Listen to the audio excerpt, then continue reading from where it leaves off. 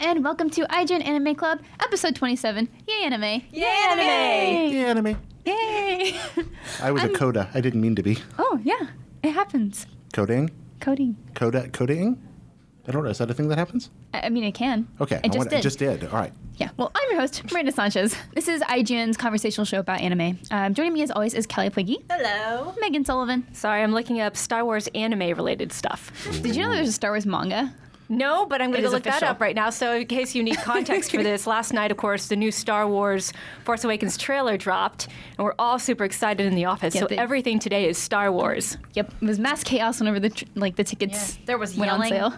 There was name calling. There was fights. Was there name calling? No, people were like, "Why didn't you get a ticket for me?" Like people were like, "Yeah, no, it was a bloodbath yesterday. Really? Friendships were destroyed. Just lives were ruined." And our Coda friend here is Jared Petty. Joining us again. Yes, coding again. Whatever that is. Amending things to the end in awkward fashion. All right, I'll stop talking now. No. You're here to talk a lot. That's why we bring you on. I appreciate the definition though, because I was confused. Because I thought of like something completely different, like a medical term, and I was like, Oh. "You're dying." No, not that I'm aware of. Oh my gosh, I'm looking at Star Wars manga pictures, and it's amazing. It's rad. I think it's Dark Horse put them out. I don't remember who did it. I don't know. All I Maybe know not. is I'm looking at like big giant-eyed Luke Skywalker and Luke is blushing so moe. Leia. Oh my gosh, they're all so moe. I love this. It's great. Yeah, we actually have those. My boyfriend is super into Star Wars, and We are all aware. I he remember. bought us tickets to the Thursday and Friday night showings of Star Wars. Which is amazing. Yeah. Really smart thinking. Yeah, so back to back. Yeah, See, he has all the manga. here on Anime Club, we always relate things back to anime. So there was a Star Wars manga, and that's why we talked Star about is it. relevant today. That's why I was looking Also, up it's Star just Wars important. animated-related stuff. Nothing to do with the cultural phenomenon dominating all of our thoughts today. No. Yeah. So this week we're going to be talking about fan service. Boom, boom, boom. Yeah. Yeah, it's fan a good, service. we have a lot of cool things to talk about, so it's not going to be entirely negative. I've been looking forward to this episode for months now. Yeah, it's something we've been planning for a long time, and something we want to do. Like, in addition to just talking about like fun stuff, we do want to get into like the serious aspects of anime because we are critics and we have critical minds. So Yes. we want to. But it's not all bad. In fact, some Yeah, of it it's is not. quite good. Yeah, actually, I love being invited on the show. And when you mentioned that I was going to get to come on and that this was the topic we were talking about, all weekend I've been thinking about this. I've been really excited. It's a neat discussion to have. So thank you so much. You did a Yeah, lot of fan absolutely. service research, I'm sure. I did a little. We all have. Wink. No. Okay. Hey, Yeah. hey. So before we get into that, let's jump into what we're watching. And to our guest this week, Jared, we'll let you go first. Yeah, I've been watching The Devil is a Part-Timer. I've been watching something for Halloween every night this month for fun. I usually do this kind of informally, and this year I'm just keeping a list and going through and watching a Halloween-themed thing. So I thought, hey, why don't I go to this? This is a show that I wanted to give a try for a while. The premise is simple. There's another dimension where the devil has taken over, and a hero drives the devil and his followers out of that world, and he falls into modern day Tokyo, where he's immediately mistaken for Gaikokujin and discovers that he's lost almost all of his power and has to get a job at a fast food restaurant. Can you explain to make ends people who meet. don't know what Gaikokujin Yeah, is? Gaikokujin is foreigner. So there's two terms in Japan. Gaikokujin, which is the polite term, and Gaijin, which is the older, less polite term, which can mean anything from my foreign buddy on the warm side to borderline racist term for barbarian on the other side, meaning person of non-Japanese origin. Gaikokujin is the preferred term if you're going to be polite now, and it's taught in schools and stuff. But you'll still hear gaijin, and especially among children or older people. And I would walk down the street in little towns in the mountains, and like children would just be like, "Ah, gaijin!" and then turn and run off in other directions because, I'm taller and fatter and fuzzier and balder than anything they've ever seen, and I'm just a strange otherworldly creature. So Gaijin Kaiju. yeah, gaijin kaiju, exactly. See, I have Yeah. a hard time believing that because I'm like, but you're so approachable and nice. I'm surprised I didn't come running towards you. Well, again, not being okay. So speaking broadly, you have to be careful about speaking broadly about cultural norms. But not being Japanese isn't really considered your fault in Japan. It's like, well, he was born that way. You can't help it, but you're never going to be Japanese. Well, no. You're going to be something different, and there are positives and negatives to being gaijin in Japan, and it's this kind of condition that you're in, and you can't do anything about it. But because by virtue of being gaijin, you're not part of the club. You didn't grow up surrounded by the cultural nuances. You can't pick up on the code. But going what around I'm you all the saying is time. that you're super friendly and nice, and you have a positive vibe. So I'm surprised that the sort of foreign aspect wasn't like, oh wow, that's really cool. Because I sometimes do it know was. people who were mobbed by Japanese school children. Yeah. Yeah, I mean, different cultures. Yeah. Sometimes I was mobbed by talked about Japanese it school before. children. Sometimes So it terrified me. how does that affect the devil, though? Yeah. Okay, so that's okay. Where does the devil come in? Back to the devil. No, okay. So I love the premise. It's a devil working at a fast food restaurant in Tokyo. And he and his roommate, who's another demon, are really poor. Very first episode, we discovered the hero that banished him to the other dimension is also there. And of course, she's female and he's male, and they're both young and attractive and without their powers and broke. And so she's working at a call center, he's working in a restaurant. And at first, I thought this was going to be the most clever thing. A lot of the writing in the first episode is really clever. It's about not having a lot of money in Japan, and I've been poor in Japan before, so it's a lot of fun. They shop at the same stores I did. They eat the same food I did. that's cool. They have to wait for the day of the month when the movies are cheap to go. But a few episodes in, unfortunately, it starts to just roll into lazy trope land. Oh And no. yeah, and after a few episodes, it kind of turns into Dragon Ball Z meets fan service, meets things I don't care about, meets, I don't know. By the end of the season, I was just like, yeah, I do not care about this anymore. And it's a shame. It's a wasted opportunity. It's a great premise. Other people may disagree. They may have more fun with it. But I felt by like the third or fourth episode, the show had kind of lost its way. Aw. Sorry to Don't hear lose that. your way. I'll check it out. It's been on my list for a while, so I'll still check it out because I do like the premise. It starts really well. It just gets bad. I watched the first episode of Comet Lucifer, and I got a very Avatar: The Last Airbender vibe. Yeah, that's what I was from it. saying. Yeah. And I can't even describe why. Maybe it was the animation or the way the characters interacted. I think it's the way they found. It's the way they found the character at the end of the episode. No spoilers, but I really like that because that's one of my favorite shows of all time. So Yeah. I'm excited to keep watching this one. I had a review to do, so I couldn't watch any more episodes. But I really liked it. Like I didn't like the description. We've talked about this before on the show, how sometimes descriptions don't do shows justice, and I think this is one of them. The description's kind of like, gems. And there's, That's literally all it says. Yeah, there's on this planet called Gift. yeah, and it's it's like, what does that mean? Gift gems, not Steven Universe. There's, it's the future. I wonder if you took like Netflix movie descriptions, the 2-line ones or show descriptions, Yeah. and just put them in a list, how many you could actually even guess. Like, based on it They were doesn't so really. obscure. That's kind of how anime descriptions go too, where I'd be like, this sounds super boring, and then I watched it and I was like, oh, this is actually Right. really cool. Yeah. And something that's totally up my alley. And when I started the episode, I was like, I'm not super into like fantasy. I'm more of like a space girl. And the description said it was fantasy. And then I opened it and I was like, this is space. This is about space. Fantasy space. space. Like, I was so excited. I was like, space, fantasy. So I was into it. Yeah, it gets fun. It's still fun. Like I'm on episode 3 and there's some scary things that happen. Yeah. Okay. I can't wait to keep But, watching it. yeah. Now that I am done with said review, Yeah, I cool. can watch it again. Excellent. Cool. So I've been actually waiting to talk about this for weeks. So I watched Gunbuster, which is also called Aim for the Top. Is one of the Gainax shows before Evangelion. And it's the director's debut before he did Evangelion. And so it's a very big mech show. A girl has to pilot a mech to save the universe, essentially. So that's pretty cool. Wait, girl piloting a mech to save the universe. Yeah. Sold. Yep. Yeah, Sold. so there's this girl who's like Sold. super incompetent. Like her father was a commander on this like super important mission out there, and he was just like the best of everything. And they end up finding like these aliens, and they're hostile, and so they kill them.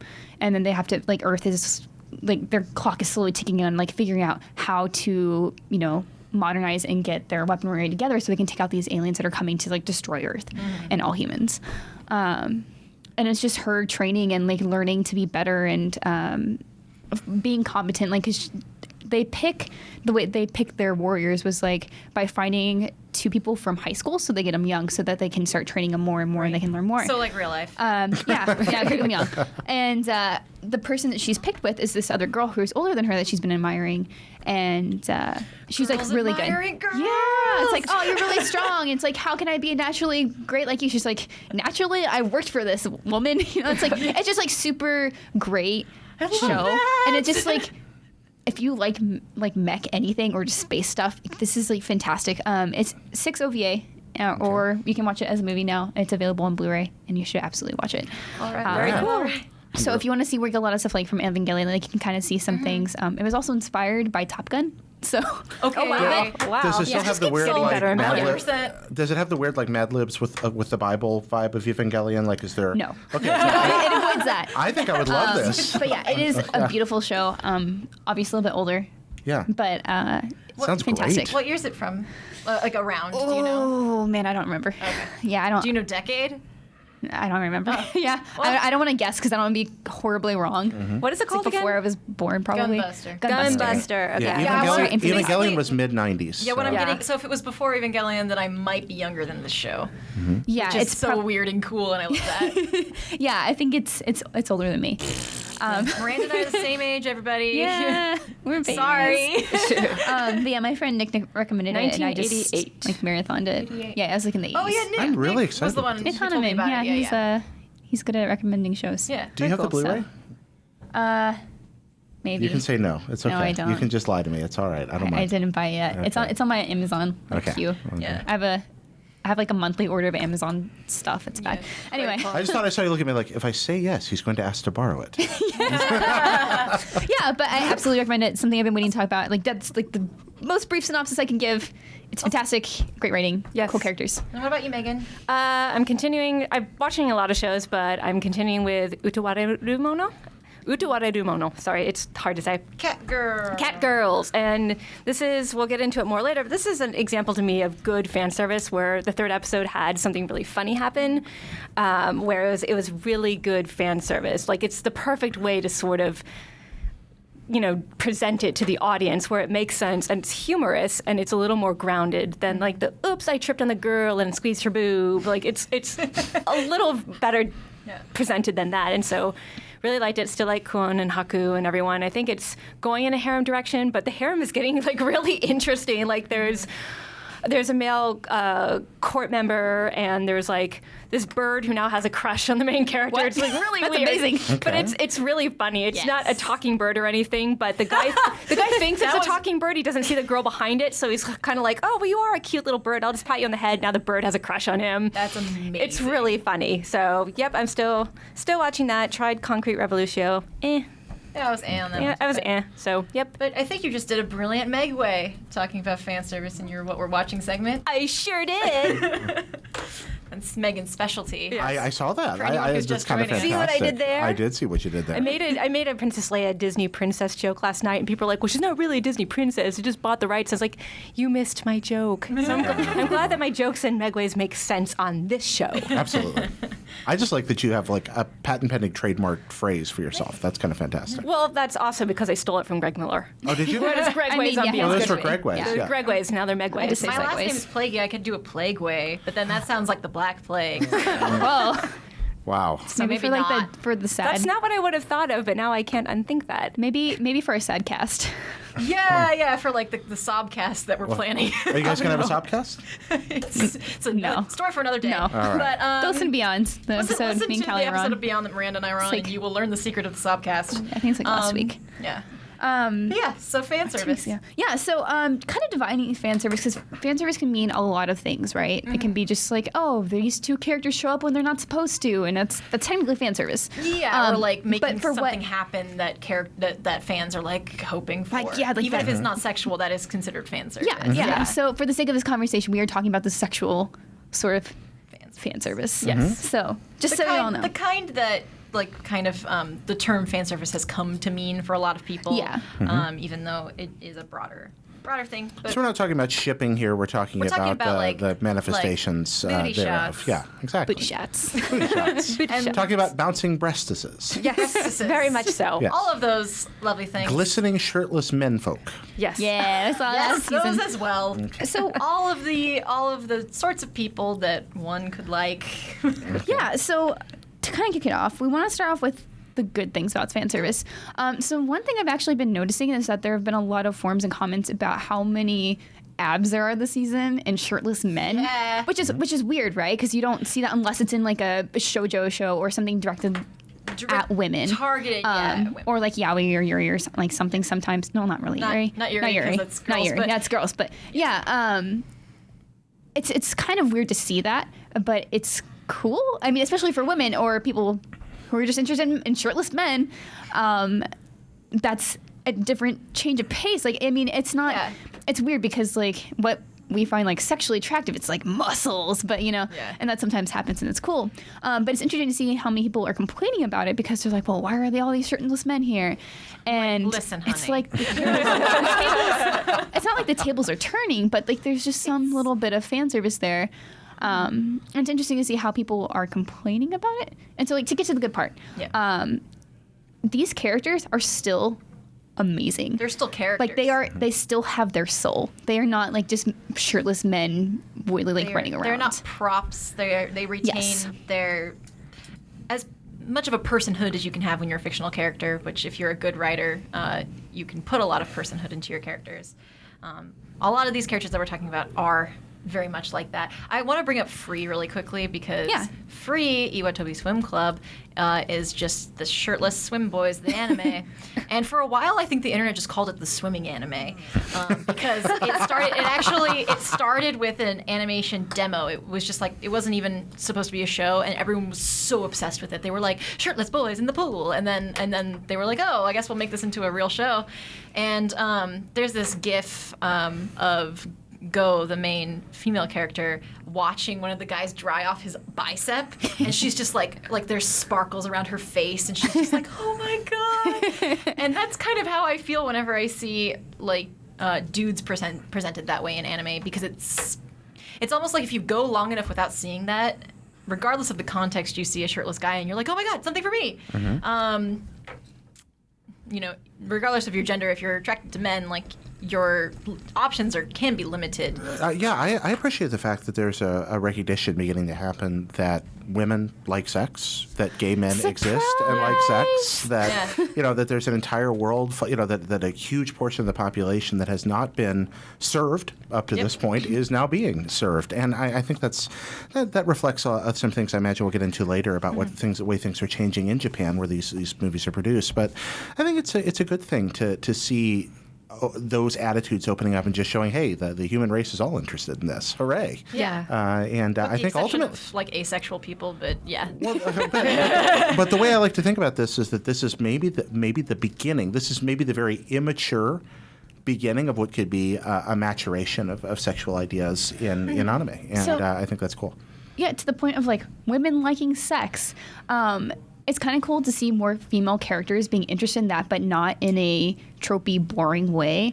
Like where just insatiably thirsty girls. Yeah, Like, it's like- okay. it's cool that we're finally getting some. So I just Yeah. recently started watching Bakemonogatari. Yeah, and me too. like that girl's thirsty, but she's so cool. She's so cool.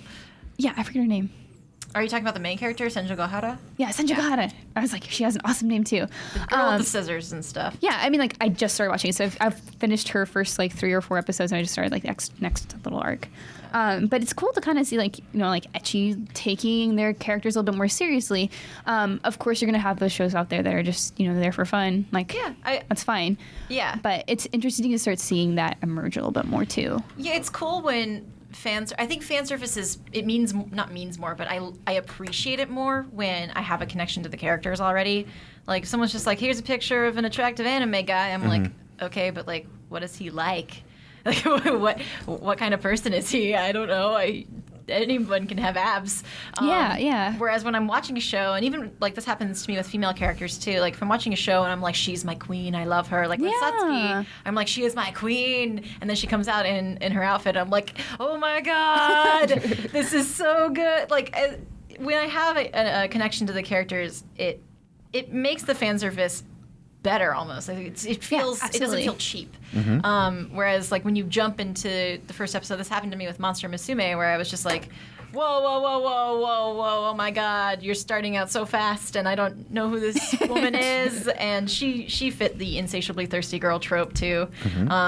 Whereas like if we look at something like Food Wars, like all of the characters retain being characters. They, even if they all react orgasmically to food, like none of them are flat. None of them. Well, that's a bad choice of words, but none of them are. Well, I mean, Not wrong. I'm not wrong. None of them are reduced to just body parts, Yeah. which happens sometimes. I love that. Like I love that with regardless of the gender of the character. Like when there's fan service of her, I'm like, buy me the figurine. Yeah. Like have you seen the Arena figure? She's on like her throne. It's amazing. she's queen. It's just great that we're finally getting like just more quality. Actually, it exists. It totally exists. It's does. there. It's more of just like finding it. Yeah. And a lot of times we just get frustrated because it's harder to find. And I mean, you want quality, service with quality show. Yeah, it's hard. Yeah. Also, I fall in love with every tsundere girl there ever is, Yeah. ever will be. Literally every time there's a tsundere girl, I'm like, my queen. I will buy your figure. Like, I see why you approach Toge now. I see. Well, and tsundere kind of reflects that's a kind of a complicated idea anyway. I mean, I'm sure our audience is familiar with it, but I think that's one that maybe has cross gender appeal in a big way because there's something fun about. There can be something fun about being spoken to that way on the receiving guy end too, and I realize that some of that can be extremely tropey to the point of being kind of weird. But We'll at the same there. time, some of that can be it reflects girls, especially when you're a young man, they can be these very mysterious creatures that you're trying to understand and you really, really don't. And tsundere is kind of almost a psychological embodiment of that idea, and yet at the same time, there's something like, I don't understand you, but I really want to. And I think that's one of those things that works well in fan service. But you said at the same time, on the other end, you end up kind of falling for them as characters because they tend to be better fleshed out people with, imagine this, independent thoughts, agendas, desires. You were talking, Miranda, earlier about you seeing more and more of this. When did you really start to notice the shift over to a broadening of what we saw in fan service? I mean, you just have to look for it. It's there. It's always been there. Oh, I agree with you. I think, just wonder- but like broadly, generally, it is usually directed towards young men. I mean, because that is who the target audience is Right. primarily for anime. Even though there are things for women too. But the general more like shonen and like fun action things, like let's stop separating, was more like this year. Like I've seen more of that, especially this season. And definitely just as time has gone on. That's just how it goes, right? Like you start realizing, hey, women like sex too and appreciate that. Yeah, having watched anime for a long time, I feel like that I've seen fan service in general just snowball over the last decade or so in particular. It's always been there to a degree. But a lot of older anime, there's less of it, or at least it's less overt. There's not quite as much of it, and then you start seeing, at least in mainstream anime, when you're in like ecchi or hentai, that's a completely different thing. But So- Right. That's one thing I want to bring up with Gunbuster. It's like fan service is kind of presented in a different way, where it's just like, hey, here's some breasts. She's taking a shower, and it's not afraid to like show nipples and stuff. It's just like, hey, Whoa. she's a woman. I mean, I think a problem we have is with fan service and like sex is that we're scared to show bodies when it's like, hey, we have bodies. It's That's okay. Very, very true. Yeah, like by making it more scantily, like, oh no, I have to cover up or be like awkward about it. It makes it like just childish in a way. I also think that that's a great point, the childish part. It's like I appreciate anime where people are being adults about it. So I was rewatching Burn Up W, which is an old OVA anime series from the 90s, and Rio is like one of my favorite anime characters, and she's this fantastically busty blonde, but and she is a grown woman who owns her sexuality and even messes with guys, and so she's like temperamental and she's vain and she's always ready for a fight, and she's a person.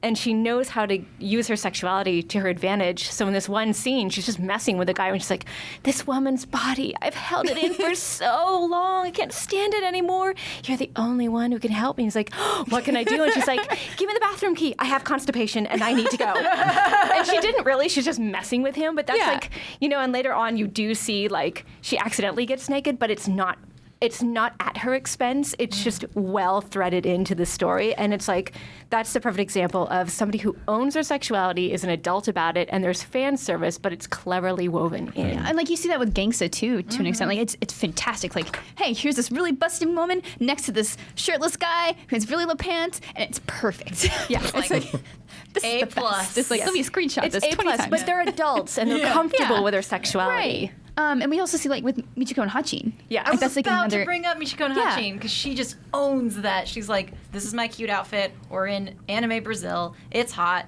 I'm going to be hot. And I'm like, yes, girl. Love it. Yeah, we see that like more with men too. And like, Yeah. I mean, I think usually you see that with more adult characters, and when they are more sexualized and stuff, and that's Right. fine. I mean, but sexualization isn't just stops with them. Yeah, I want to go back to Gangsta really quickly because I think there's an interesting parallel between Warwick and Alex, because Alex they're both sex workers, right? Yeah.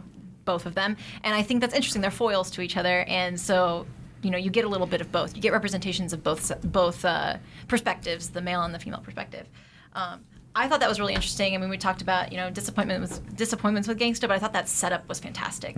Yeah. Just treating them maturely, like it is a job that they do. They don't pity Alex. They saved her from an abusive situation, but like she still works as a sex worker. Like that's her occupation. It's Warwick's occupation aside from being a handyman. It's just it's very matter of fact about this is what they do, and they're not like trying to run away from that. That's just their job. They don't treat her like a princess that needs to be saved. Yeah, They saved her from a bad situation, but it was more like just the decent human thing to do as opposed to, we'll fix your problems. They can't, and they know it. They can't fix her problems, and she continues to walk the streets. Like it was really real to me. And this is an idea that might be a little harder for us to get our heads around here in the States. I mean, in Japan, I could walk out of any building in any city and down any street, and there would be licensed sex worker facilities, or illegal sex worker facilities all over the place, places where people were working, and that's their occupation, and it's what they do, and it's accepted, and it's a part of the way things are there. And the discussions of the morality of that and cultural implications are, I think, outside of the scope of this discussion we're having here. Right. But one thing that, it's not as odd for the people creating the material, maybe as it is for us here in the States, where most of the things, they absolutely still happen, are happening behind closed doors in most places. Right. So the thing with Gangsta is, like, we talk about that, like, we were like, yeah, abs, yes, great. And the opening theme of Gangsta has the abs, and it has, kind of a silhouette of Alex that's all sexy. Sexy, or yeah, whatever. it's very sexy. And it's very sexy. And, but, like, it still deals with the reality of their situations, and it doesn't turn their occupation into what is sexualized about them. So just because she works in the sex trade doesn't mean she, like, that's why she's sexualized. Like, she has this, like, sexy pose, she's busty, and it's almost separate from her job. And I really liked that. Yeah. And it's the same with Warwick. Like, he's hot, and there's his abs. He has an eye patch, and there's something intriguing about that. Plus, And- he's a handyman, and that never hurts. yeah, You know. he's good with weapons and stuff. Scars are sexy. And he has Yeah. scars. It's just whoo. And then, but then the fact that, like, the scene, I forget what episode, it's a couple episodes in, but the scene where he's, you see him at work, essentially, Yeah. is, I watched that at work. It was weird. yeah, it's probably not safe for work. Nope. But not because of it being like, wow, this sexy moment where I'm being a gigolo. It was more just like, here's what I'm doing. And then separate from that, I was like, there are some nice abs in this scene. But you know what I mean? Like, it wasn't wrapped up in, like, here's a fan service scene of him being a gigolo. It was like, here's an attractive character we made doing his job. I don't know. Yeah. So I really hope we do see more of those characters like owning their sexuality, like we saw with Senjo Gahara and Yeah. others. So Yeah. here's to hoping. Let us know your favorite character who owns their sexuality. Who is your waifu queen? But Tell us actually, in no. the comments. With Who is amazing best wife? abs. Yeah, who's your best husbando? waifu? Who's your husbando? I really best want to girl. know. I just want amazing abs. Or abs of any kind, for that matter. Yeah. So are there any other kind of like fan servicey things that you notice that are like just really good, like just on point? I know that's like kind of like the big one. It's just like owning your sexuality and being comfortable with that. I think it can be done comedically as well. Yeah. Like I mentioned Bren Up W, but I started thinking of Slayers, where there's this character Naga who is ridiculously busty and always bouncing around, but rather than be exploitive, it's part of the joke because she's so obnoxious. Yeah. So it's this interesting balance of this character is like, I really want to hate her, and yet she's really funny, and she just happens to walk around in a battle bikini. But for some reason, it works on her because she's capable and she's a person, and the comedy of her just literally like whenever you see her and she does this and she bounces, there's a bouncy sound, which for some reason is funny.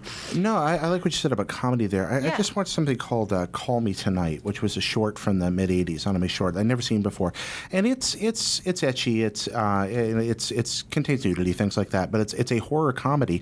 The theme is kind of adorable. I'm not pleased with the execution so much, but I love the theme and some of what they try. It's a call-in club for frustrated young men calling women who answer the phone, and it's a sex line. And it's a guy who calls, and when he pleasures himself, he's discovered he turns into a monster. Every time. He just transforms. Every time he becomes sexually excited, he transforms into a monster. And so this one lady, because anime, decides this doesn't terrify her and says she's going to help him with this problem by exposing him to all kinds. So they end up she takes him to snack bars and strip clubs and dirty movies, and he's continually transforming into a monster. And yeah, we're laughing. The idea is really That's funny. amazing. The execution is less good than it can be. There's some problems that I have with the short, and some of the tropes are a little more disturbing maybe than they ought to be. But I love the idea, and it is funny, that idea. So that's. Yeah, it can happen, and that's absolutely fan service. You know, there's a woman on screen. They're watching a science fiction movie. Her clothes are torn by an alien or something. He's sitting in the theater, and suddenly, blah, and he's got like a giant head and tentacles, and she's just smiling next to him. Then, and he's like, and it is a great metaphor for the discomfort of sexual awakening. I mean, Right. it's a neat idea. So yeah, it can work. Yeah. And also a good joke about when you tease somebody for getting attracted to stuff, and you're like, I'm going to get you in that mood at the most inconvenient time Possible, exactly, and that's what it is. It's like a half hour of that That's with amazing. horror. Love that. Yeah. More of that, please. Yeah, I really like comedy. I think I've only seen the first episode of Prison School, but I know a lot of people really like it, and I think that it does that comedy in an interesting way, at least from what I've seen. I can't speak to it too much, but people really like that show, and I think there's something to be said about that.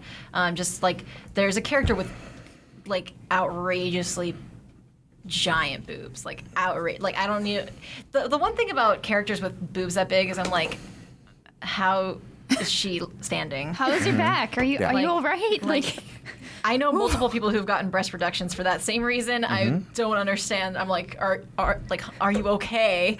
That's my first thought. Is always somebody help her. But Before she tips over. yeah, before she just collapses in on herself and implodes. But I think that the comedy there comes from the guy's reactions to it's so good. these girls. Their and faces are their just faces are so intensely drawn, and it's pretty funny. And I think so. Even though like that fan service doesn't fit. Like, I think sometimes comedic fan service doesn't fit our first point about sexual, empowerment or characters remaining characters, but because I think comedy can be a little looser with that. Like, characters aren't always fleshed out in comedy, and that's sometimes where the comedy comes from. Yeah. So I can appreciate comedic fan service that's done well. Well, yeah, like but that, body or- parts can make us laugh because we're uncomfortable to a point with our sexuality, most of us, and body Yeah. parts can make us scared. There's and this. kind of Go ahead, please. yeah. Oh, like just going back to Prison School briefly, like actually does kind of go back to someone like kind of like the thirsty girl trope, Yeah. but in a cool way. Yeah. Like there's this girl named Hana. She's the secretary for the school and or for the student council, and Oh, she's like the karate master or whatever. yeah, right? she's awesome. I and like also, idolize her. like the cool thing about prison school is it deals with find like your sexuality in high school, and of course like all these girls are like, oh, boys coming in and like, oh, they're just gonna be pervs, and then they are, and then they're also trying to like figure out themselves, like their sexual identity, and then like some of the girls are also like, what I'm kind of sexual too, hey. What if I'm also a perv? Yeah, so it's just like, yeah, like, oh no, she's such a perv. It's like really weird. It's I it's great. That's why I like Kuan in Utu Areru Mono, because she's kind of a little perv. Yeah. But it's Yeah. done really well. Yeah, Yeah, so like- it's just so funny. I like those not creepy pervs where like Yeah. they're just a perv. like cool. And it's also kind of creepy. explained that. out of context, that's a really terrible soundbite.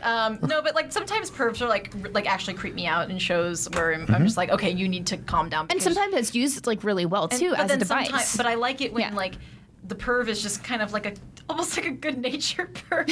I don't know, like Daru. Daru, yeah. Science Gate is like he'll say something pervy, but like it's said with a bit of humor, and it's not Threatening. It's not a threatening. Yeah. Exactly.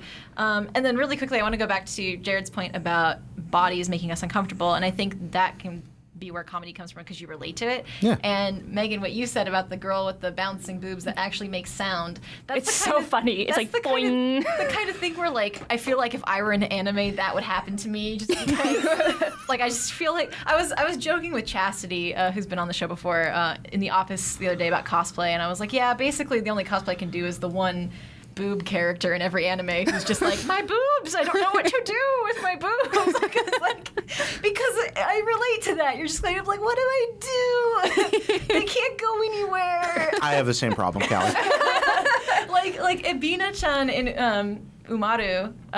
Oh, yeah. The poor Ebina's thing. not always like shy, but she's always pushing her boobs together, and that's like an actual fear of mine that if I like sit a certain way, like it'll look like I'm trying to do that, and it's just so that's the kind of stuff where I'm like, this is sort of real. Like I would do that, and I don't know. It feels less. It doesn't feel cheap to me when that happens because I'm like, that's actually what having boobs is kind of like. It represents situations we've actually been in. Yeah. Yeah, Okay. there's a bouncing sound in and my then you head just all the carry time. that, you extrapolate that to the end. And if you can find a way to do that that is good natured and not wrapped up in creepiness and objectification, and can garner a laugh. It's not anime, but I always flash back to Woody Allen's Everything You Ever Want to Know About Sex, where there's a giant pair of breasts chasing him across a field. It's like 20 feet tall. And he's holding out a crucifix, pulling it back. It's a great scene. Oh my god. Yeah. So that's all. That's Those are proof my- that good fan service can be done. No shirt, no shoes, no service. Hey! Oh. That wasn't even a good joke. Nope. That was actually I should have said no shirt, no suit, no shoes, yes service, and then I screwed it up. I thought it was pretty funny. No, it was funny. But I'm easily amused. Miranda hates me. It's okay. Yeah. Aw. Yeah, I did. Just kidding. Anyway. I'm just kidding. I'm kidding. I love you. It's okay. Yeah. So, Right. but now that we've been sufficiently positive- Unfortunately, Yeah. it's not all good. I'm It's sorry not to say. all like, and No, that's it's just. I mean, it happens. Like the bad stuff, even though it's there, it's not always terrible. But then there are some times when it's real bad. Yeah.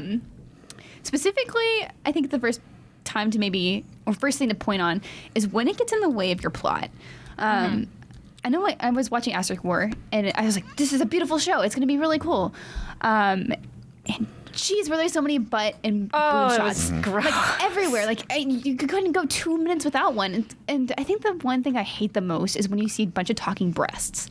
Like Yeah. forever. It's just like, please, like, stop. It's dehumanizing. It's dehumanizing. It just doesn't take its characters seriously, and it doesn't make sense. It's like, I still talk. The part that bothers me most about that is when I was in high school, I knew guys who would not talk to me unless I was wearing a low-cut shirt, and it felt terrible. And so when I see that in anime, that just reminds me of that experience of feeling like my personhood does not matter to him. He only cares what I have to say when he can get something out of it. And I think that's the biggest that's the most hurtful part of that kind of fan service to me is when, you know. So we're talking about, at this not point, a general So- dehumanizing aspect. Right, and being I mean, part like, of it. especially when I think to the point is that when fan service does get in the way of your story, like when you obviously have a really cool thing to tell, Yeah. like there's this amazing world they're trying to build up, or like this cool, interesting plot, and then you're just like, well, we're just gonna fill it with fan service and call it a day. Yeah, that- I couldn't finish the episode because it really was every boob and butt shot. I was like, well, what is supposed to really be happening here? Like, I really wanted to know because the description sounded cool. Yeah, it's like, well, this is so cool, but you're just littering it too much. It's like there is such a thing. There is a thing as too much, Yeah. and you know, some people are cool with that. Like that's totally fine if that's the show you want. But it just feels bad whenever like you have such a cool thing and like sure throw on some fan service, but don't make that your primary objective when like it just you're ruining the cool show apart. Fan service Like, it shouldn't be a detour. Like it just Yeah. it feels like, you know, we threw this in just because. It's like, oh, really? Like you couldn't have even worked in a, you know, a bathhouse scene. Like there's Yeah, nothing it you just could have feels- done. Like it just or feels even like a if you do, betrayal. you feel like the story is suffering for it. I'll go back to The Devil is a Part-Timer, which was, you know, what I was watching for the week. And, you know, you've got this great premise, and it's just like, they're like, well, we paid the writer enough. So there's this girl and this girl and this girl, and we'll find ways for all of them to be angry and in swimsuits. And we'll throw in a little shirtless devil here every now and then, and some people yelling Dragon Ball style and throwing things, and repeat, rinse, repeat. And I don't quite get that. Maybe some of it's the manga origin of a lot of this stuff, and manga, again, some of it, frankly, is designed to be titillating. It's there for several reasons, and one of them is because it's fun to look at pictures of scantily clad people when you're alone in your room. And maybe some of that translates over to pausing the stream at some point. But I really do think that this actually does go a little deeper, and we're finished talking about the points here. The dehumanizing aspect of it. I think that it actually has a lot to do with things that are happening in Japan right now, and that's why we're seeing more and more and more of it as time passes. But I don't know. Are we to that yet? Or? I mean, Yeah, it's because there's a couple of things we talked about earlier, like the maturity aspect. It seems like a lot of guys are tripping and accidentally falling on girls' boobs and squeezing them. And as someone who's been sexually harassed by that, I don't just, and then get over it like a lot of these girls do. It rattles me real bad. It's Like even- really, really violating. And I feel like the joke comes at the girl's expense a lot. And it's been bothering me lately because it's been in like 2 different anime this season. right, like even if it's an ecchi or whatever, like it doesn't excuse assault. glamorizing assault. Yeah. Like, and that's something we kind of have to realize. Like, sure, this isn't like something we're creating or anything, and we can't really do much about it. But it's just sad to see that's like such a big trope. Like the full falling part isn't the bad part. The part is when they get that extra Extra squeeze. squeeze. The You get extra the extra squeeze. It's squeeze. like, I'm here, That's and sexual now, harassment. yeah. Harassment. Like, that's assault. That's assault. That's Yeah, beyond yeah, harassment. yeah, That's it's assault. harassment. It is. That is. The punchline should not be Sure. assault. Like accidents happen. Yeah. Okay. Yeah, absolutely Make they it do. funny. That, Yeah, that like- totally works sometimes. The squeeze is laughing at assault, and that's not Yeah, okay. that's the thing. Yeah. I think this also happens in the reverse. My biggest example would be Shimonetta, which I had to stop watching because Anna is like just assaulting the main character, and it's disgusting, and I couldn't handle it, and it was played off like a joke a lot of the time, and I was really grossed out by it. It was like, haha, she just discovered what being horny is, and now she's just gonna chase him and like force herself on him. And I'm like, first of all, normal people who are discovering their sexuality don't do that. Number one, Anime. yeah, like even if you just discover that you are attracted to somebody, you don't like just push them down and pin them on the ground Yeah. and just be like, I love you. That's not. I mean, like that was just. I know the show's supposed to be over the top and everything, but that was too far. Well, over the top. In principle, sounds fine, but over the top, when you start talking about sexual mores, you got to be real careful because I think about, okay, you know, in America in the 40s, we had Pepe Le Pew running around chasing that cat. Remember that? Yes. Okay, now those are animals. And nonetheless, this is the skunk. He chases the cat. He pins the cat in a corner. The cat goes limp, and he's just like kissing all over the cat, who obviously does not want to be there, runs away. It repeats and goes on. That's kind of creepy. It's and really, it's really really stop and creepy think when you're talking about a skunk and a cat. Now, you carry that over to a bunch of high school students, and one of them is willingly fondling another person, that's not something that it's not good, man. It's not good. That's not fan service. It's just that's like we said, glorified assault. Yeah. And I think that's objectification. And that's turning a character into an object. And yes, I understand all fictional characters are not real people. I get that. But part of what makes fiction work is our willingness to accept that in our own heads they are. When you start accepting those rules, you start fiddling with the rules because it's. You're going to end up in very difficult places very quickly, places you probably shouldn't, and we see a lot of that. Yeah. A lot of this comes down to dehumanization, I guess. Yeah. Just different kinds of disrespecting your characters and disrespecting. I think it's disrespectful to laugh at sexual assaults to real victims. I think it's really tasteless. Yeah. So that just bothers me so much. But I do notice in our notes that, Jared, you have a wonderful dissertation on the why, which I really like, because having lived in Japan as well, I think you bring up some interesting points. Right. Yeah, I can't prove this. This is all anecdotal, but Japan's changing a lot. It is economically and socially changing. Change happens there at a different pace than it happens here, in different ways, because there's certain things you talk about in public and certain things you talk about in private. But when I was living there, we talked with our students a lot. And, my wife had one of her students told her, this was a woman in her mid-50s. And she said, when I was growing up, I watched American sitcoms. And I watched the way that my parents treated each other and my parents' friends treated each other and the boys treated me at school. And then I watched TV and how these people from overseas lived, at least in this fictionalized world. And she said, they got a way better deal than I did. And as she grew up, she became a professional woman, and she dated, and she met guys that were not particularly interested because at that time the cultural expectation in Japan was, frankly, male-centered. A woman was expected to quit her job. She could have a career, but she quits her job when she gets married. She has babies. He provides. She follows orders. She has dinner ready. She rubs his feet when he gets home, and she's sexually reticent, outward, and sexually willing whenever he wants it, and that's that. I mean, to that point, one of my Japanese professors got pregnant while we were in college, and she was teaching us, and she had to take some time off. And she told us how her mother, she's like, yeah, my mother's really liberal, and she's more progressive than a lot of people. But whenever I was getting ready to have my baby, my mom asked, are you going to quit your job now? Because you're that's just the mentality. You just stop. You go home and take care of the family, and it's just. I mean, I guess for other societies, it's whoa, you guys still do that? It's something you have to recognize that culturally there are big differences. But now it's changing. And so this lady said, I decided not to get married.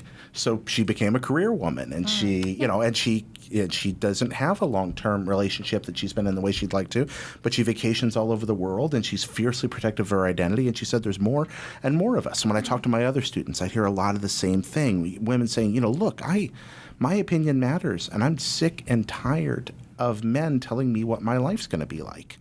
And it's taken a long time because overt movements are very rare there, but it is happening.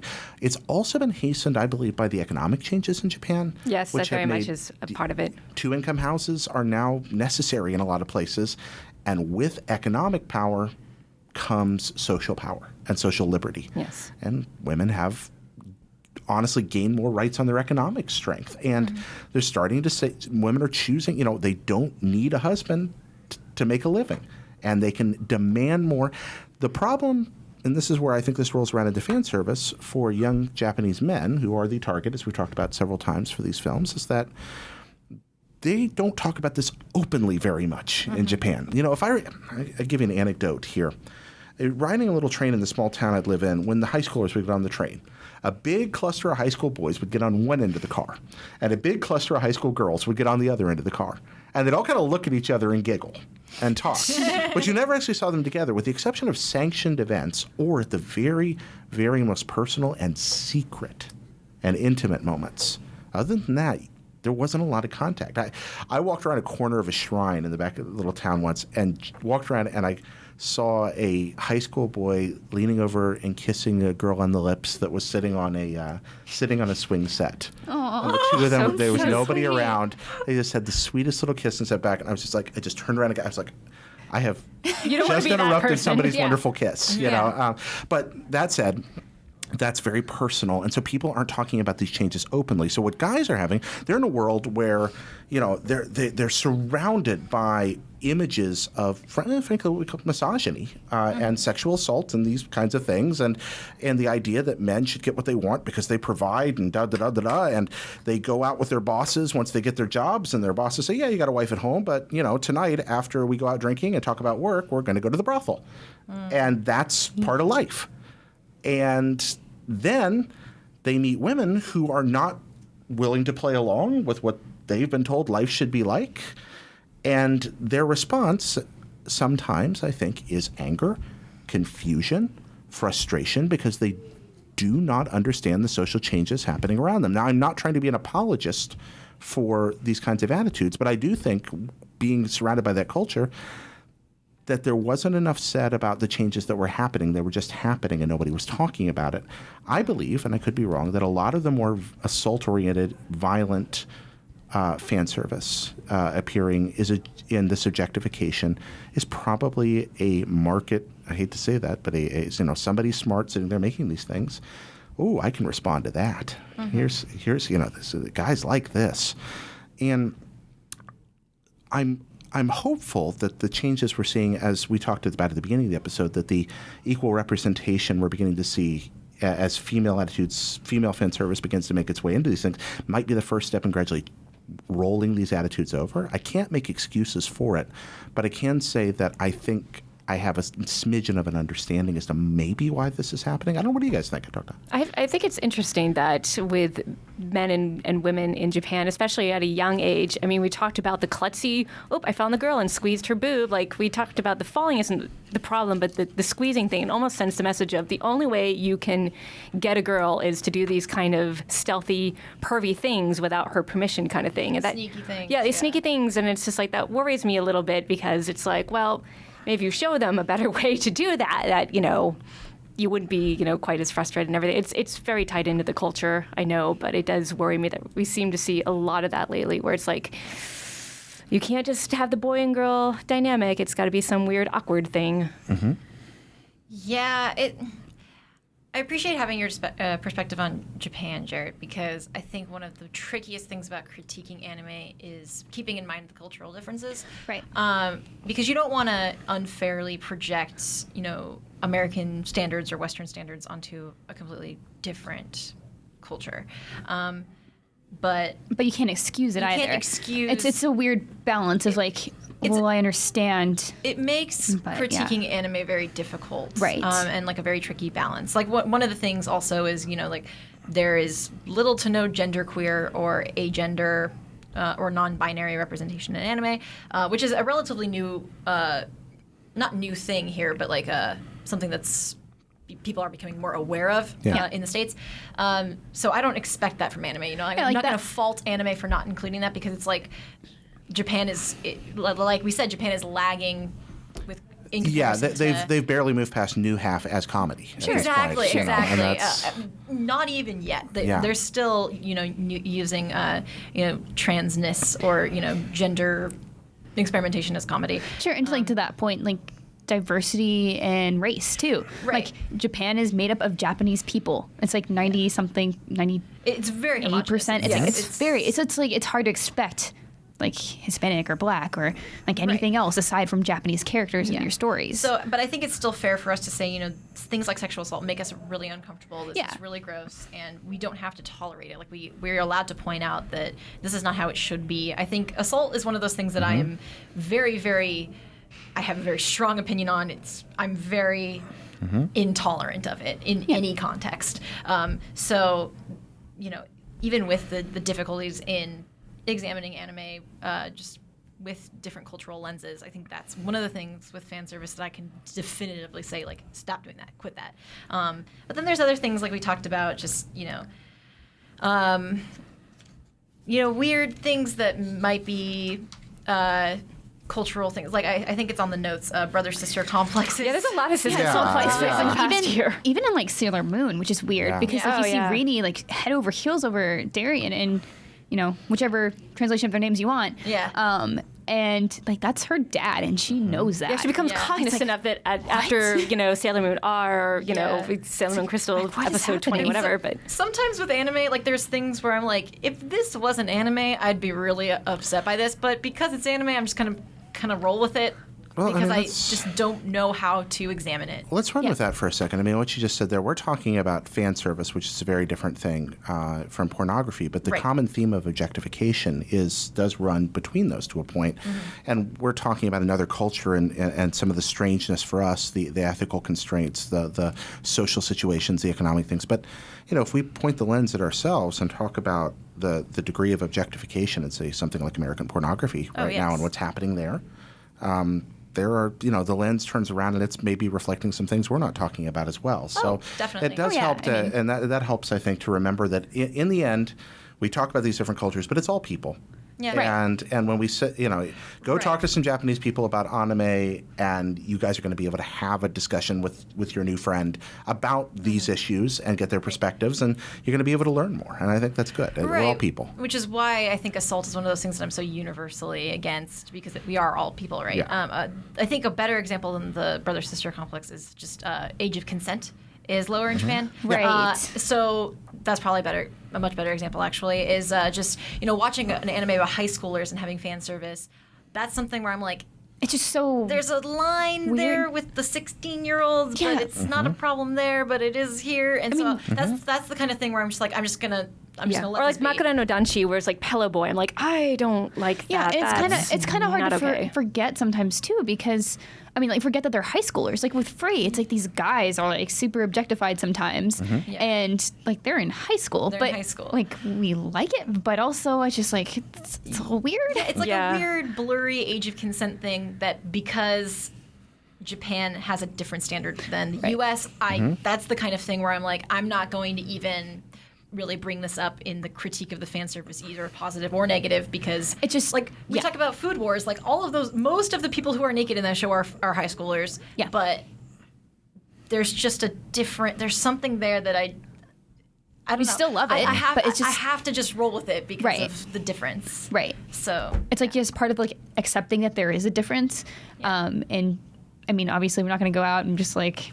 You're not be going to super roll up to a excited about high school and be kids. like, hey guys. Heck no. yeah. Also, I think anime high schoolers are way more mature than real high Oh yeah, schoolers. some of them at least. Yeah, like I'll be watching anime. And I'll be like, I don't remember being that smart or good at anything. Like, Yeah. that's probably not fair to myself. But Satsuki. but like I see Satsuki, and I'm like, Satsuki's so flawless. How did she get there so quickly? And so yeah, that's just one of the things where like age is not something I particularly pay attention to in anime. And to be for that fair, reason. Japanese culture is very youth orientated. So Yeah, so And there storytelling, too. Right. Yeah. So there's a lot of big differences we have to recognize when critiquing, fan service. Right. And that's sometimes, when we bring up with other episodes, like, oh, we don't like the show because like there's certain parts of fan service. Like this is, if you ever had questions, this is where it all comes from. Yeah. So, yeah. Yeah. So hopefully, like we'll see more of the stuff we said we liked. And it'll just shift a little bit. Of course, the stuff that we dislike will always be there. Like it'll always be somewhere. There's always the Twilight. But and it's fair, fine. It's fair if people like those things yeah, too. like they can exist and they can be a part of things, and we don't have to partake in that, and that's totally fine. It's just recognizing when things are bad, and like you can still like bad things. Like I like Twilight. Surprise! I like Twilight, guys. I read it and I loved it. I was in high school. I was a freshman, and I was super happy about it. I was you and Angie together. It's like you can like something and recognize what it's doing wrong. It's okay. I've Like, watched I s- more Real Housewives than I would like to admit. So it's not like we're condemning people who like it. Yeah. Unless you're okay with assaulting people, that's terrible. That's Yeah. really the one. That's a story. I want to be fair, but like that's the one thing where I'm like, literally stop doing that. It's gross. You're allowed. I think we can be too hard on ourselves. You're allowed to have ethical boundaries that you're just not comfortable with. You don't need to apologize. We always want to strive to be more open-minded people, especially across cultures, and to learn and to be challenged. But once we've challenged ourselves and been challenged and keep trying to learn, we're still allowed to say, nope, I just don't like this. It's okay. It's all right not to want people to sexually assault others in front of you. That's just fine. Or ever. Yeah. Yeah. yeah. Yeah, or ever. For them. But yeah, sorry. So yeah, that was, I guess, our little fan service talk. Yeah. Service talk. So please stop saying that we don't understand ecchi because we really do. I mean, like, some of it just isn't for us. Like, that's Yeah, totally fine. It's fair. And if Might it's be for for you, you keep doing cool. you. Like, Yes. you know, it's kind of like comes down to the whole, like, somebody out there probably hates your favorite show. And that's Okay. just got to realize that. But if you hate Steins Gate, I mean, did then we're in trouble. you see what I did there? It was a segue. Yeah. Well done. All right. Okay, yeah, sorry. Taking notes. Jared, do you need to hop out? Or Yeah, you wanna- I Jared probably has need an to go. important Star Wars meeting. Yes, he yeah, I'm does. sorry, I got to go to Star a Wars meeting. comes guys. back. Thank you so much. Thank you. for welcoming me. Jared. You guys are too Yay. kind. Thank you so much for having me here. Yes, of course. Okay, bye, Go, Jared. Jared. Bye-bye. Yay. Okay. He has to go watch a Star Wars. He has to watch the Star Wars. If you are a member of our Facebook group, I believe Jared's in that group as well, so you can tag him in it if you want to ask him any questions. That is facebook.com/groups/IGN Anime Club. It's the official club, official group, excuse me. Also the official club, but Jared, I think, is a member on Facebook. So. Callie on point. I loved that. Well, you know, Jared, So Jared good. has a lot of experience with this and a really valuable perspective. So, you know, if you have any follow-up questions, I'm sure he'd be happy to answer. He's also on Twitter at petty, Jared, like COMMA, if you want to tweet him there. I'm just doing the little spiel for him. Yeah. I'm just so No, impressed I was because looking up his Callie's Twitter. always on point with this kind of thing. I'm like, I forgot. just admire that. Yeah, I forgot his Twitter handle, so I was like, it's like Petty, I know it was Jared, because his something name's similar. Jared Petty, and it's, you know. With the comma. Yeah. Yeah. Anyway. I thought it was like Commander at first. I and did was- too. But it wasn't. It Yeah. was literally just Petty, Jared, but not the literal comma. So, yeah. You can also tweet questions at #IGAnime. And yeah, so that, I think we wrapped up our fan service discussion. Yeah, I Very hope well. you guys enjoyed it. Like, we would like to tackle more, I guess, like, kind of serious topics in the Serious future. or Like, that is heavy. something, you know, as critics, like, we think is, like, a valuable opinion. And, like, it's a good discussion to have. Like, we don't have to just accept everything as it is. And it is good to give a critical Yes. look to things. Yeah, and I think it's an ongoing conversation. Too. Absolutely. Like that's like I don't want it to be the last word. Like I don't want this episode to be the last word on fan service.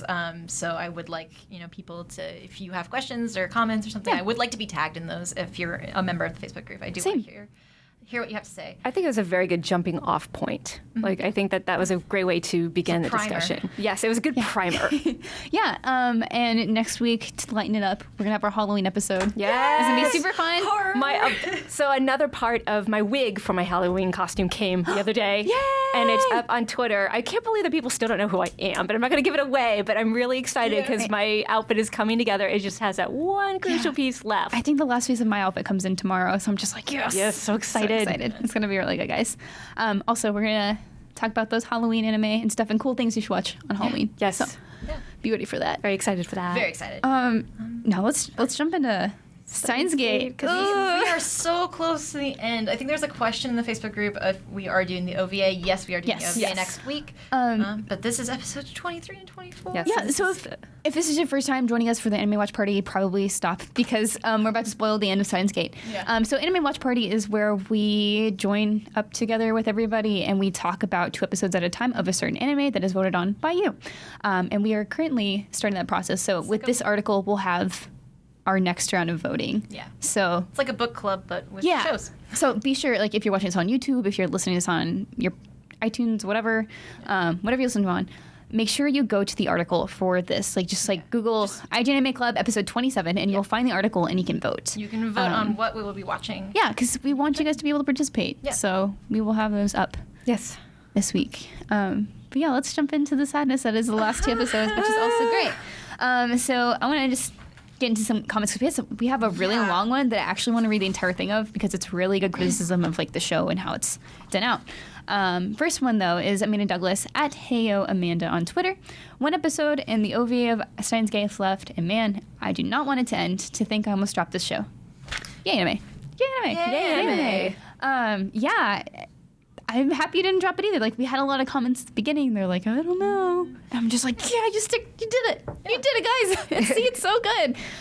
Definitely a slow start, but this end Took me like 5 episodes. kicked it. But God, like the only episode I put off watching was 24 because I didn't want it to end. And so I watched it last night because I had to eat dinner and I was like, well, if I'm gonna be not on my computer or playing a video game or typing or something, I'm gonna be watching Steins Gate. I did not want this show to end. love it so much. Yeah, so 23 and 24, obviously, the ending of the show. We finally get to see how he gets to save Christina, because of course Yay. you can't kill off Kurisu. No, you can't. The assistant must live on. I was honestly, I talked about this last episode with the end of 22, but I totally forgotten the possibility of Suzuha still being alive, and that blew my mind. And I was so happy. I was like, that's how it's all gonna be happy and perfect, and yay! Yeah, which is really cool because I was like, yeah, but they shifted timelines, so now it kind of starts over again. So I was like, oh, that's awesome. It's an awesome way to bring her back. Yeah, in an awesome way. Like you can see when she first comes, like approaches him and says like, you gotta do this again, basically. At least that's how he interprets it, because he's done this so many times trying to save someone and failing. He's so exhausted. He's so worn down. He's like, I can't. sad. It's so heavy. Yeah, so can't. so her first initial request was for him to go stop World War III. Yeah. And that could open its entire loop. And he's just like, No. nope, I'm out. And it's totally understandable. And I think it's really powerful that they showed that. And then she's like, but catch, you have to save Kurisu from dying, because like, we need her. Flipping a switch. Yeah. I really love relationships like this where the person, like, I think what he likes about her is kind of figuring her out and stuff, because they're both scientists. They want to figure each other out.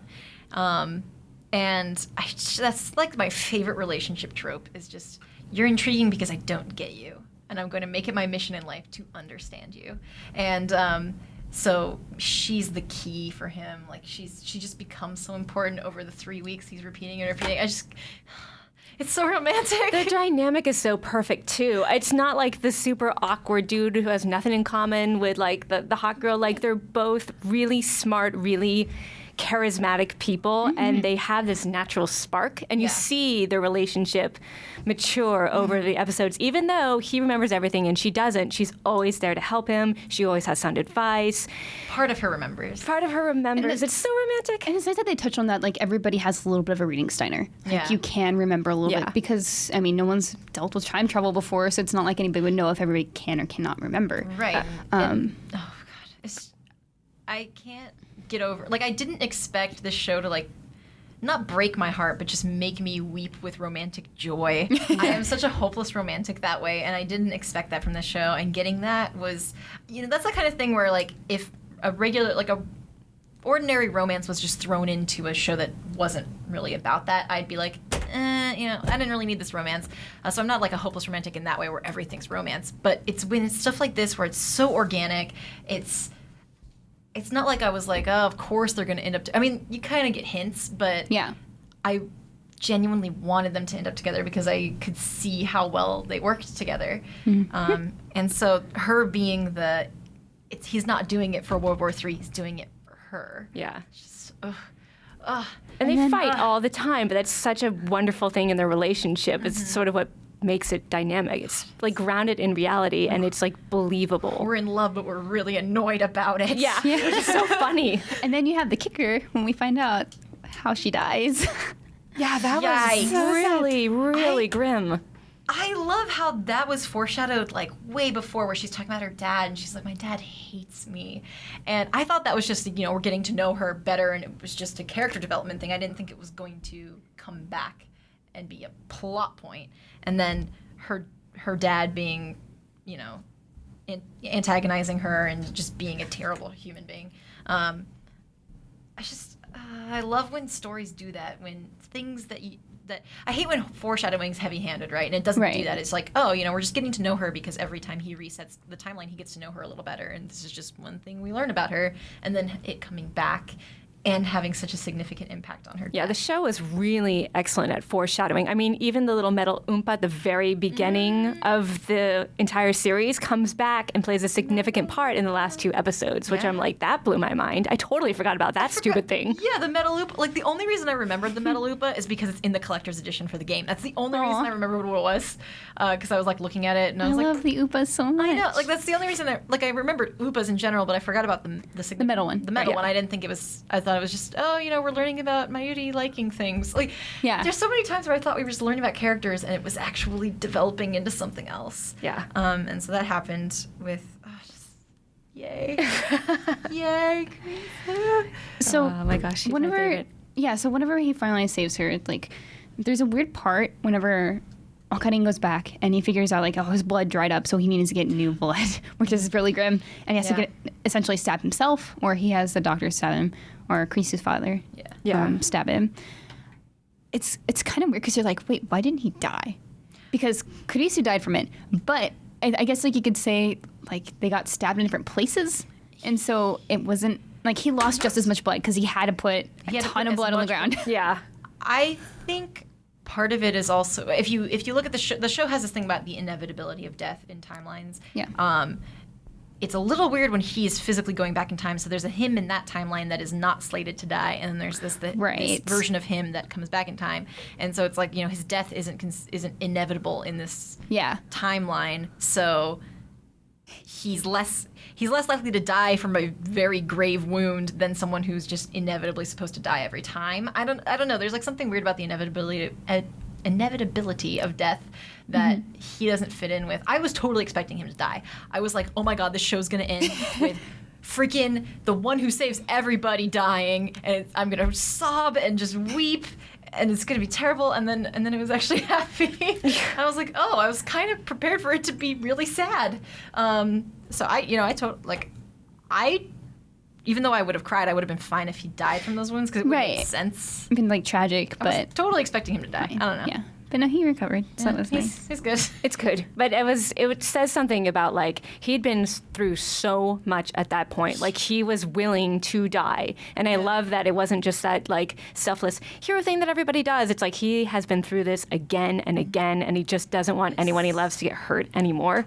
And that was super impactful. Like that was the thing that got me was that he was willing to die, and he meant it to save Kurisu because he can't stand the people he loves just dying again and again and again. Right, like if that's the key to ending this cycle, he's willing to die for it. Yeah. And then he'd be done with it too. So Yeah, and then you'd get a Sad. reprieve. I also like after he's successfully gone through it and he's kind of walking through the city just thinking about Kurisu, and he's like, I don't know where you are. Maybe you're in America. Maybe you're studying something. Maybe you're poring over your notes. But all that matters is that you are somewhere out there thinking and living and being. And I just...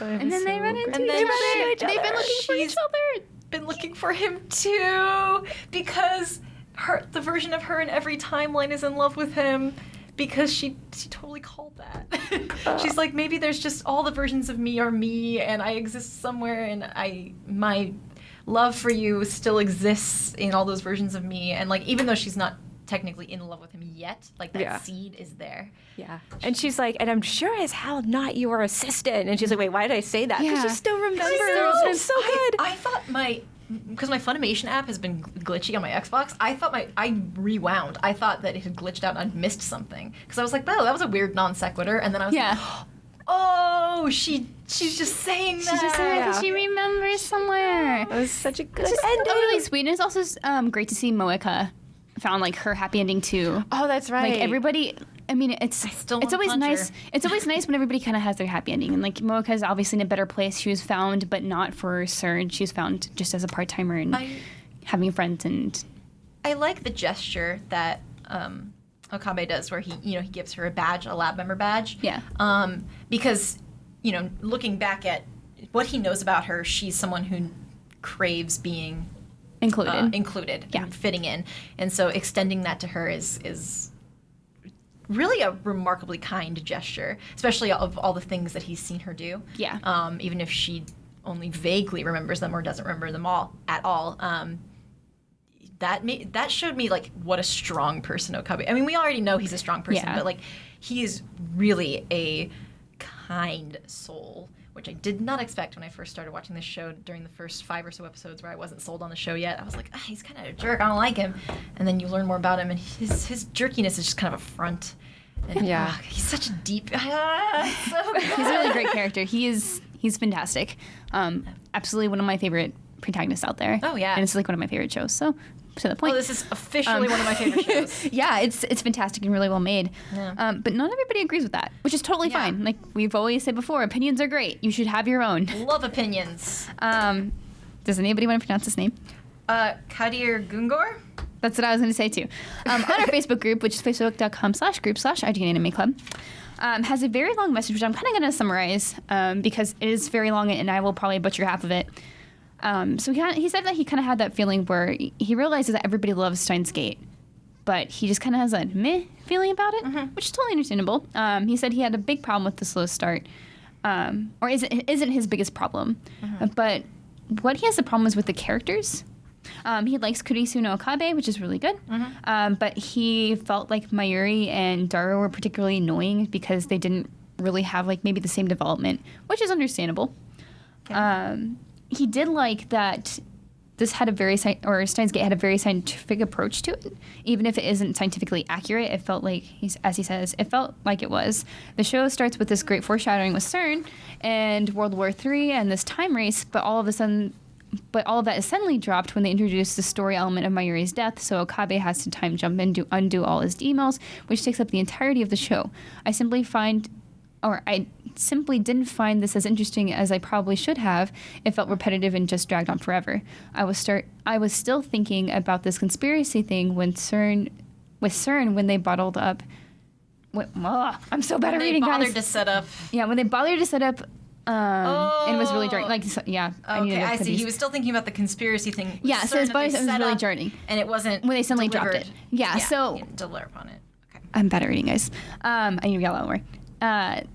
Yeah, so I totally understand what he's saying. Like, but they put the whole CERN thing in World War III and this really interesting overall arching thing on the back burner in place of the characters. Right. Yeah, but I can talk to that because I reviewed the game, and the game is really it's really a harem game, and so one of the frustrating, I kind of agree with him, one of the frustrating things is a lot of stuff gets dropped so it can sort of go into exploring the friendships and different relationships.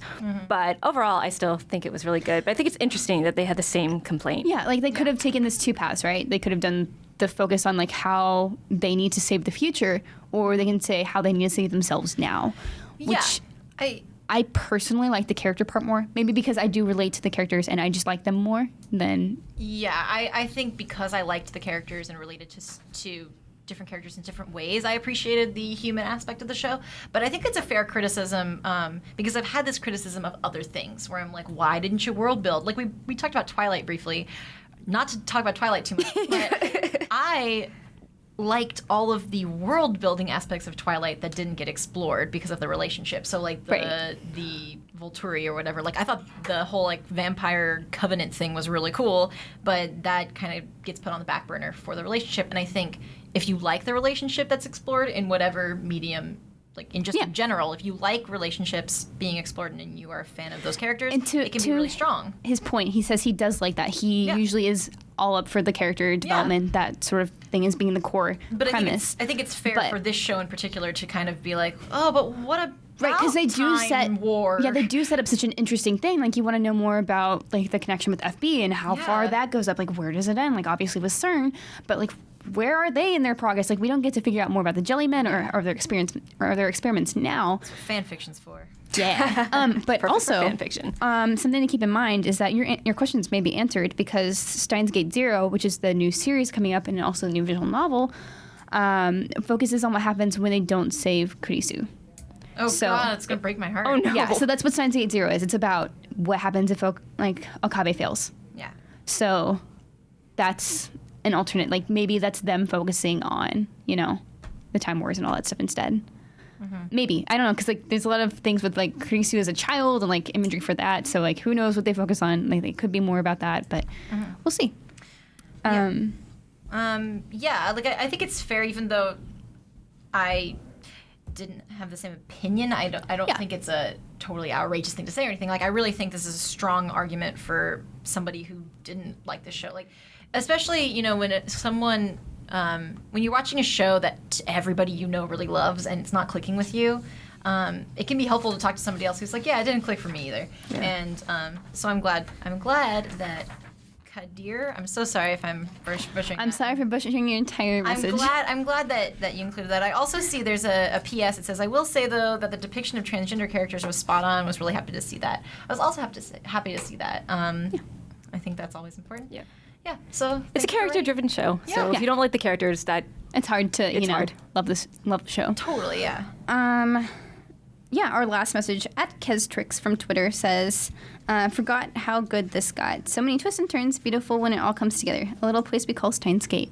It's, yeah. Oh, cute. That's a good way to end it. Yeah. So we have one more episode. So it's the OVA or episode 25 kind of thing. We'll watch that, and then we'll start our new show, hopefully. So Yay. remember to vote, please. Yes, please vote. You have Yes, a week. vote on the official page and the official. No, I hate words. I know, me too. The official poll on our Facebook page. A lot of people are just posting what they want to see on the Facebook page, and it's starting to get hard to keep track Yeah, of. it can So be hard. go through the official channels. It's our official nomination poll, so it's just for possibilities. down. Yeah. So it's like giving us an idea of what you guys want, and then we'll add those to the poll, and along with some other ones like Shirobako. Please vote for Shirobako. It's really Please great. vote for Shirobako. It is so I have amazing. my Shirobako pen. And then we could bring James on because Quick he loves spiel. that show. Yeah, quick spiel. So Shirobako is about these girls who just graduated high school or college, They and just- I think it's college. I but don't it's think like all of them high went to school. college. Right. They are a couple of years out of high school. One of them's in college, but they were all in there like. They graduate from high school and college, but then they that's the very first thing, is they graduate from college. They were in their high school anime club. Were they in high school? Yeah, they were in high Man, school. I don't remember this now. They were in high school. This means we need to rewatch it, guys. We have to rewatch it. That's Okay. our pitch. No, it's it's about they're in their high school anime production club, and Yeah. it's like these 5 girls, and they're all friends, and then one of them is just a college student. I think 2.5 years after graduation. So I don't think all Yeah, of them so it went jumps to the college. future, and them in the anime industry Yeah, trying some of them to. just get jobs right out of college, Yeah. and so High school. the one on my pen, Miyamori, is a production assistant, and she's always just kind of like, oh my god, which is very much like James, which we should have him on the show. Yeah. But, So vote for that. Sorry, I have a hard stop right now, so I gotta bounce. Okay. Bye, But Megan. Where can they find you? So you can find me at Megan MEGHAN_IGN. Vote for whatever you want. I'll watch it. I'm game No. for anything. Goodbye. Vote for Steins. No, not Steins Gate. Rewatch that. for sure. Let's do it again. Wait, I said the email. Bye, Megan. No, but yeah, people were like, you should be like dictator, solid. Hey, choice. we're No, allowed to I have would. preferences, and my I would, preference but- is Shirobako. Yeah, absolutely. I highly implore you to look into it a little bit more. Amazing show about making anime and about like reaching your goals in life, like what happens when you get your dream job, kind of thing. And it's just I think, so well done. I think a lot of us around here can really relate to that. So there's a Yeah. lot we can speak to about the show, and I think it gives you a cool insight into anime production. So I think it would be a cool choice for the next watch party. So if you're interested in that, please, Yeah, so please think vote about for it. because. Please. Okay. Anyway, you Yeah. can find me on Twitter at Inkydojiko, INKYDOJIKKO. You can find me at Havoc Rose, and that's Havoc with a K. And this has been RG Anime Club, episode 27. Thank you so much for joining us. And please come back next week for our Halloween episode where we'll Yay. be all dressed up. Yay! Yay, anime! Yay, anime! Bye.